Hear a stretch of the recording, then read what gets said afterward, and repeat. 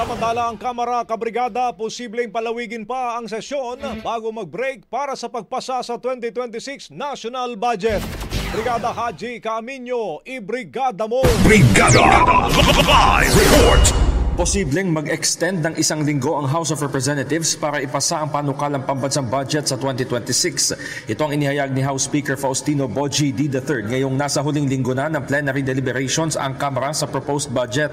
Sa panayam kay D, sinabi nitong magkakaroon ng konsultasyon kung kakailanganin pa ng dagdag na panahon para matiyak na ang maaaprubahan ay isang maayos, malinis at accountable na national budget. Nakatutok niya ang bawat miyembro ng Kamara para masigurong transparent ang pondo kaya inaabot ng hanggang madaling araw ang debate. Para sa Speaker, ang malaking kaibahan ngayon ay nailaan na sa priority programs at projects ang natapyas na 255 billion pesos mula sa flood control. Maaari umunong makatulong ang Department of Information and Communications Technology upang mamonitor ang mga proyekto at para magkaroon ng pagkakataon ng taong bayan na makapag-report kung substandard o ghost ang mga proyekto sa kanilang lugar at napupunta sa tama ang inilaang budget. Batay sa legislative calendar, hanggang October 10 na lang ang sesyon ng Kongreso at sa araw na yon, itinakda ang period of amendments.